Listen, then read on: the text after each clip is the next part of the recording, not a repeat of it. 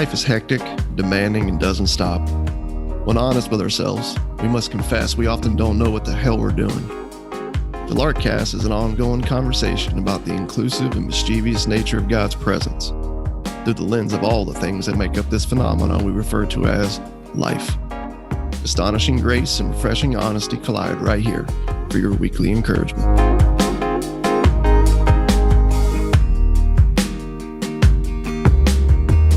3, 2, and 1. Welcome back to the Larkcast. What's up, bro? Good to be back on.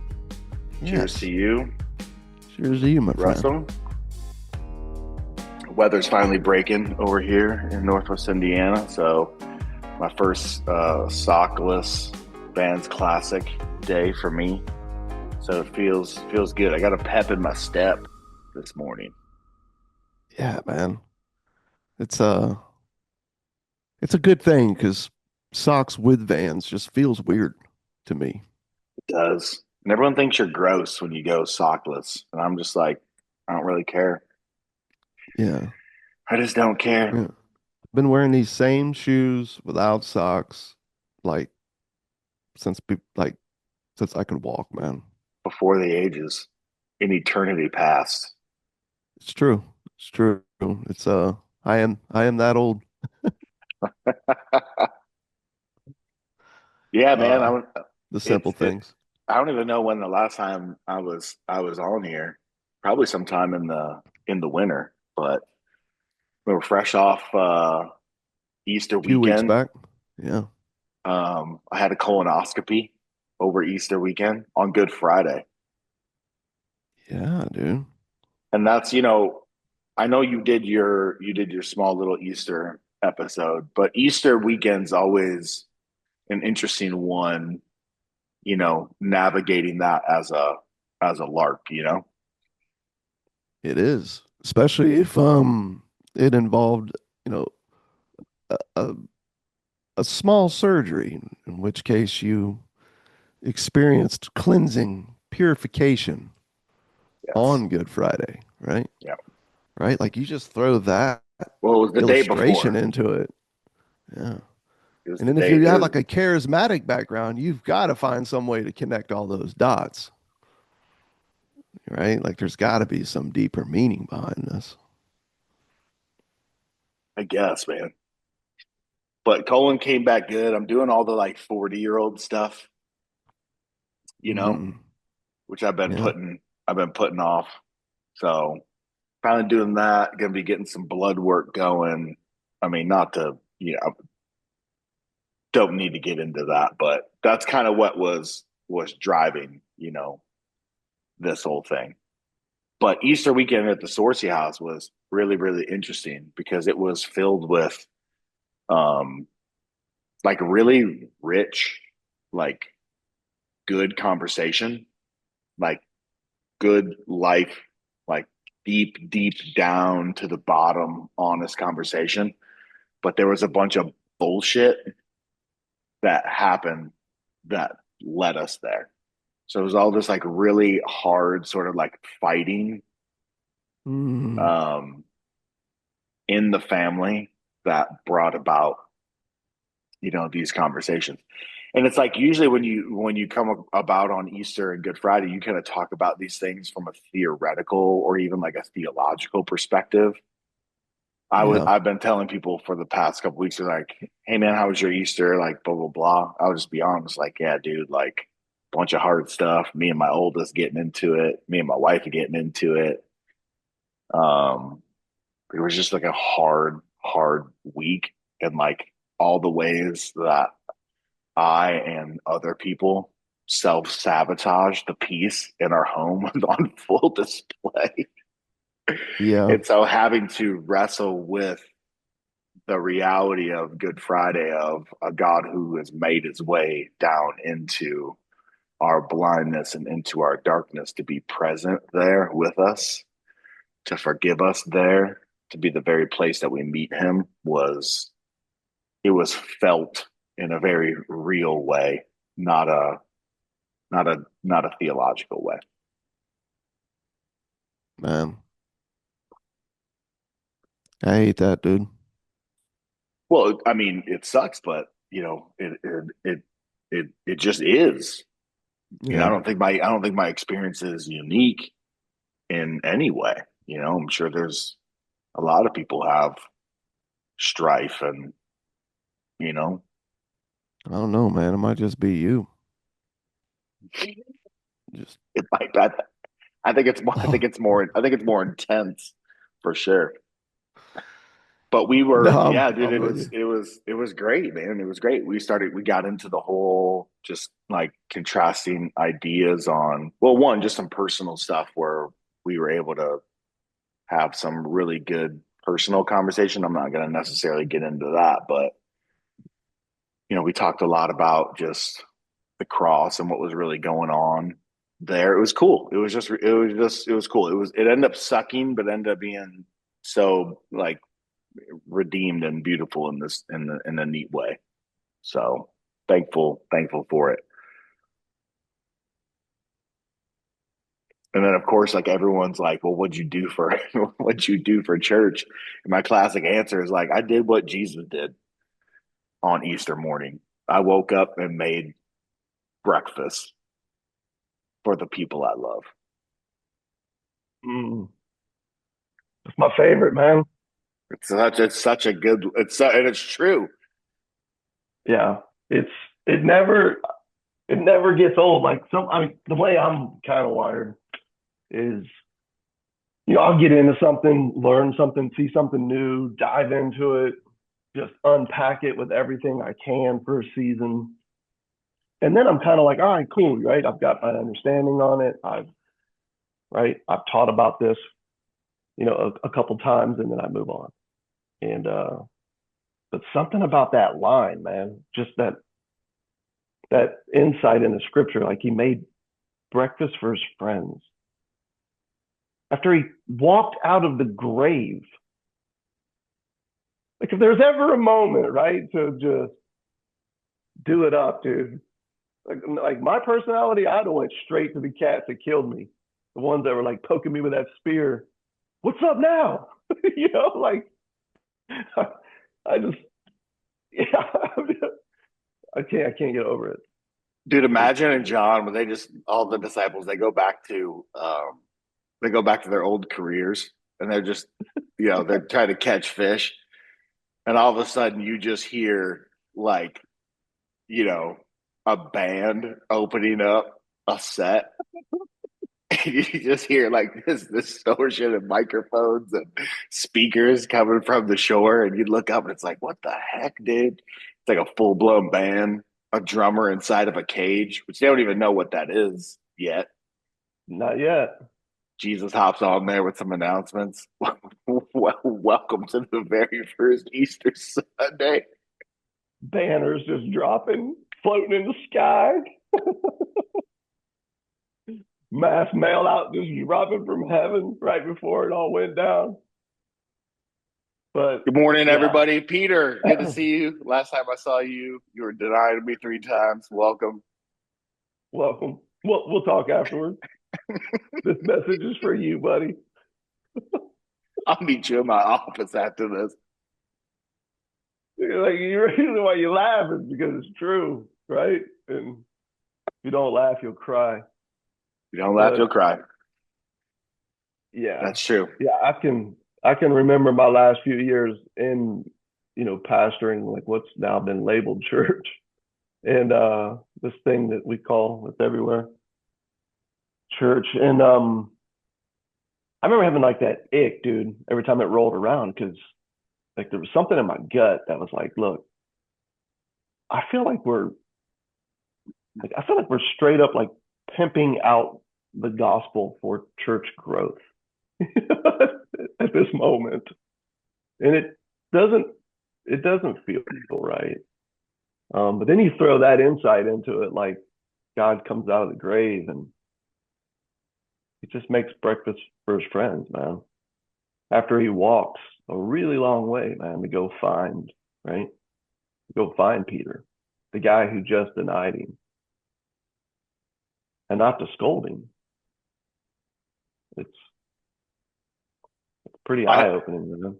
I have to look into this because it was kind of like secondhand from Pam, but she said she was listening to a podcast or something like that, and she said that the word that was used for the fire that Peter was standing around outside of like where his trial was taking place, like where he denied him. I think one of the synoptic writers, is Matthew, Mark, or Luke, uses a certain word for like a coal fire or something like that. And John picked up that same word and used it for the fire that Jesus was cooking breakfast over. Mm, And yeah, that's buddy. it. That is. That is. It's like the last time you were around a fire like this, you were denying me, and I told you that you would, and you argued with me up and down, and you did. But the next time he's around that fire, the same one who he rejected is making him breakfast. Yeah. And Yeah. just obliterating his shame. Obliterating his shame. And even prior to that, he runs to him on the shore. He's not lagging behind as the last person, like in the crowd with his head hung, hat in hand. Yeah. Yeah. Sort of the opposite of, I feel like, what we typically encounter. But the good news is, despite what we encounter or where we fall short of being what it is that we desire, the truth remains, right? He lived, he died, he rose, and he obliterates the shame. And when you think about like forgiveness, which I got into a little bit, in that last podcast episode, dude, he's forgiving long before this cross. Grace was given before the beginning of time, right? 2 Timothy chapter 1. It's he's forgiving in the act. Like this dying at the hands of our devotion to our religion, right? Mm-hmm. That's how far he'll go. Mm-hmm. Not so that he can now love you and forgive you and be near you, but so that you'll finally be convinced that he always has loved you, always been near you, has already forgiven you. Yeah. Now, if you could just grab onto that, and but we're humans, man. We're frail. Probably get into arguments, right, on Easter weekend with our families, and similar thing happened here. Like, we had some good moments, we had some tense moments. I struggle sometimes with like, I know what's true and I can point to it in the scripture. I can recite it. I know you, many others can do the same. It's the trusting what is true, right? I think that's what, for me, that's what's revealed in those like moments of tension and arguments and worry and doubt. And like, on one hand, I point to like all that was done in the name of Easter in the past, and I chuckle about it now. How foreign it is, right, to what you see in the scripture. I had a recent conversation with a neighbor about that, riding to a concert this past week. One agnostic, one atheist, but in the conversation, right? Open to the conversation of Jesus. And then another one in the car, the total opposite of them. And yeah, we kind of got down to this point of like, following Jesus. This is why we do all these things. And I'm like, so in the name of following Jesus, you go to something Jesus never did, spend your time doing what Jesus never did, and believing things that Jesus never actually said. Seems a little odd. I bring that up to say that's why I could chuckle at things I did in the past in the name of Easter, but then yet when Easter weekend rolls around and I'm at a big breakfast in my house versus 3 services, right, that I taught 12 years ago on Easter, that are packed to the brim, you get this like, right, this doubt, right? Just like, you know, am I not doing enough? Sure. And Yeah. Yeah. it's Well, just I'm actually doing what Jesus did that morning, and I'm right. questioning, am I doing enough? It doesn't make any sense. Like there's no logical sense to it, but because there's no truth in that fear that I'm not doing enough. But again, that's what I was saying. It's like so much of the Christian life, I would say 90% of it is learning to trust Jesus in the middle, the hard, the ordinary, the simple, the mundane. That is the life in front of us, so that you can actually be present in it. Yeah. And it's just, dude, it's hard, man. It's hard. Well, I mean, yeah, and like think about how hard that would have been. So, first of all, same, because, and I think that that's something that those of us who had really formative years in like the Western church experience are going to probably always have to sort of like shake that ghost a little bit. Mm-hmm. The idol of impact, um, our quote unquote calling, um, looking at things that are well attended and kind of seeing that as like the benchmark for success, and like the list goes on, right? Yeah. Um, so that's always going to be a thing. But think about like the disciples as they're walking with Jesus, they're probably experiencing the same because these Pharisees are following them around everywhere saying, like, hey, you guys aren't doing this. Hey, you're not washing your hands. Hey, you're not doing this thing. Hey, you're not observing this. So Yeah. like they're sort of like, all Where'd you right, get that bowl of oatmeal from? this is our rabbi now, so we're following him. He doesn't give a shit about any of the Jewish customs or anything at all. In fact, he's like talking crap about the temple and like challenging these guys and fighting them. But then he's like, feeding 5,000 and raising the dead and um, sharing these like crazy stories that we, Dude, he's get doing sometimes and healings get on no. the Sabbath that aren't even like somebody choking to death.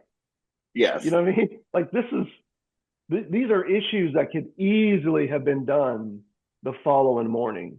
yes, But instead, he's like right in front of the Pharisees. He's like, nope, happening right now. yeah. So it's they, as we're following Jesus, like were, they probably were, Oh the yeah, same. yeah. They not participating in the pieces, that were the norm, or whatever. And that's hard, just because it's the cultural norm, or it's the, cultural, religious, spiritual norm. Yeah. So I have those same fears for sure. And then I guess the reason I brought that up is like some of that will start to get like in your gut, and I'll find myself like being irritated, right, or being short, with my wife about Sure. something, and like that's happening. You know what I mean? On Easter, as we're kind of getting the house ready for a big breakfast, and I just sat there laughing, like I just got done recording this little quick podcast reel, sat down, hit record, turned it off, posted it in my backyard, came back in, helped make breakfast. And within 15 minutes, right, that that old fleshly ambition starts creeping up inside of you, and Mm-hmm. now you're annoyed, and now you're short with something, and Ruining the mood of your whole household. oh, dude, I just started laughing. I'm like, you can't make this up. But And you see it, but it, but you can't shake yeah, it, you yeah, know. Um, and I mean, what would there's an argument to make about, I think, the kind of people that we are, like, you know, when it's good, it's really good, and when it's bad, it's really bad. You know, like we're our Yeah. personalities and passion and stuff like that. I mean, it's just kind of comes with the territory of like really giving a shit and caring about things. Um, but yeah, dude, Yeah. same.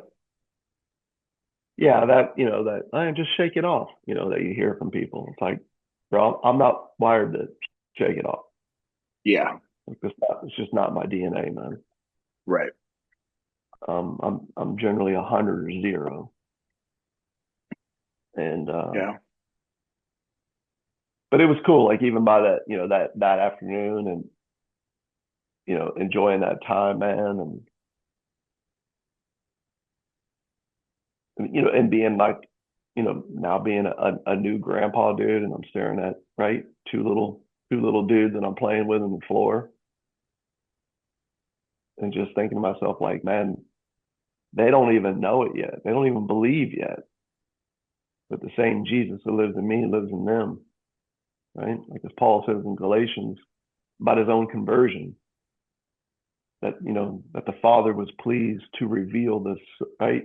Jesus, he says, in me, yeah, right? Like he revealed Jesus in me, right. already there, living and speaking.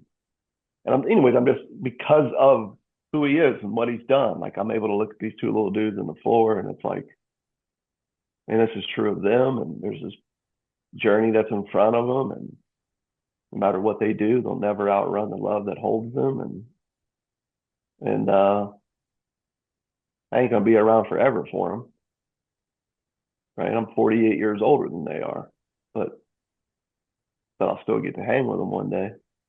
But you know what I Yeah, mean? There's just all these things that are kind of flowing through your mind, like, so there's the tension and the strife and the struggle, and there's the remembrance. But the more I live this, the more I'm convinced that, and I think we can point to Jesus's ministry, how he lived his life when he walked the earth, to really like cling to it. But I think learning what is true is about 10% of the journey. When you talk about, right, following Jesus, being a Christian, whatever term you want to use, Christ follower, but contrary to what's popular, 10% of the journey is learning what's true.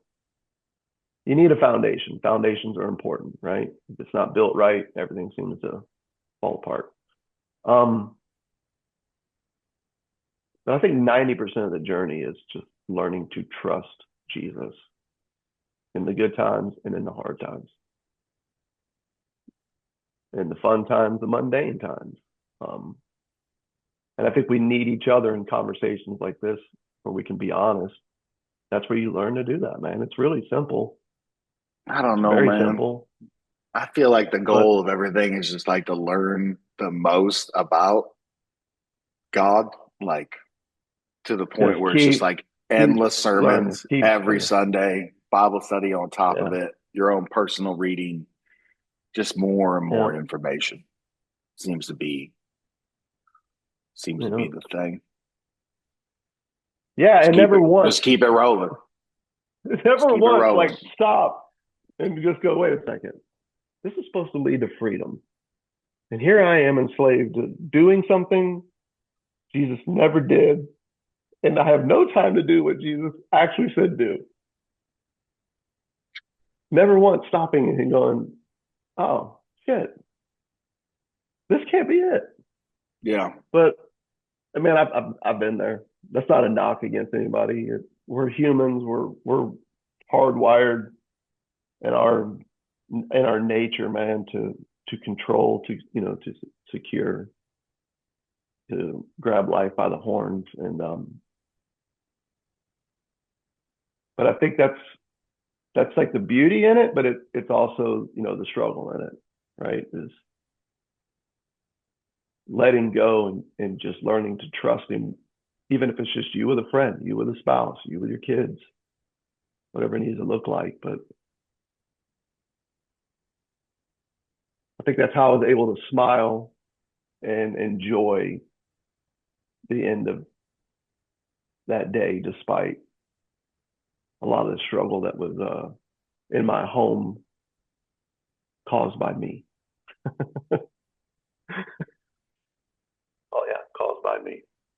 It wasn't nobody else to blame there. But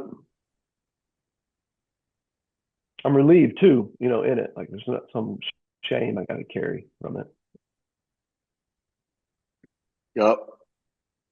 And I just want to encourage you in that, man, because I'm sure everything that went wrong in your house is probably all you're doing. Most of it. No. I was just kidding, but No, yeah, for sure, whenever man. humans are involved, man, it's all of us. I think Yeah, that's why this being conversation a is healthy. sinner is not a theory, dude.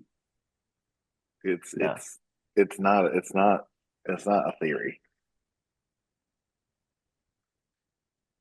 yeah, yeah, yeah. If you have honesty in life, if you have honesty without grace, you have despair.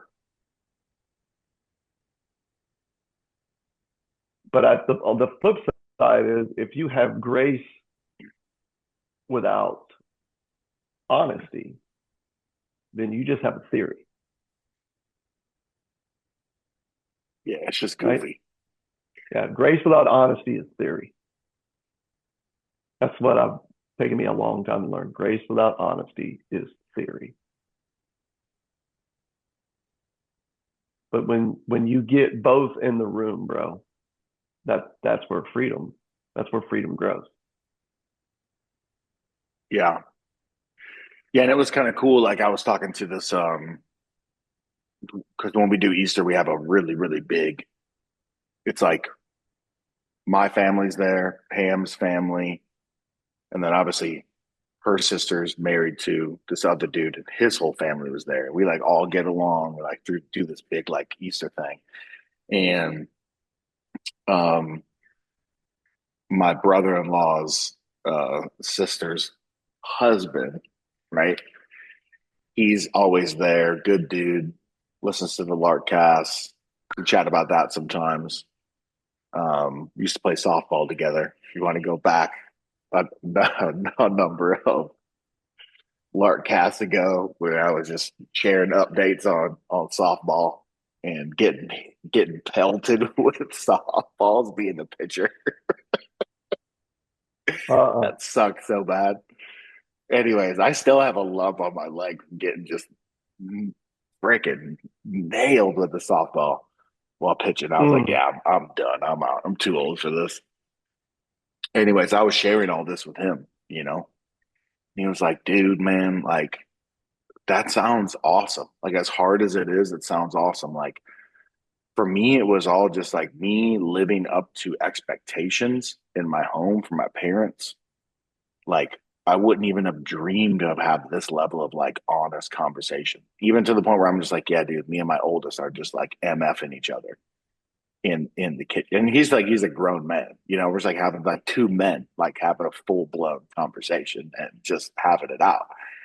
He goes, dude, at least it's raw. Like at least it's honest. At least like you're getting down to like sharing how you feel and like Mm. you're all the way down to the bottom at that point. There's no pretension, there's no hiding, there's none of that. He goes, all my life was just, it was like a real rigid religious environment. It was just hiding and like living up to expectations. So like Mm. there is a beauty in that honesty and in that hardship. I don't think we like glory in it or like we boast in it, at all because you don't want to be there forever. It's hard. You don't want to be living in tension. But dude, you know, tension, and just people clashing into each other is just inevitable, man. Especially in a Yeah. family, for sure. Yeah. So that was kind of cool to hear, from him because he just really kind of grew up with like the opposite of that. Mm. So he was like really able to look at what you're struggling through and find He wished he had that as a 20-year-old man, as a teenager, yeah, with his folks. yeah, yeah, man. There's definitely value in it. My wife and I both agree on that, and have so for years. But whether it's with each other, with our children, friends, family, I'd much rather it be hard and be honest, because I feel like if you're both being honest and staying, then at the core is a desire for something good. And it can lead to something good. But if you don't have the honesty, you can't get anywhere. And of course, if you leave after the honesty, you can't get anywhere. But if you get to two, well, you've got a desire for something better with each other from both parties. Yep. Right? And that's like, damn, man, that's the gold. And again, that's where I'm like, oh, yeah. Grace without honesty is theory. And there's no looking at Jesus, man, from Good Friday to Sunday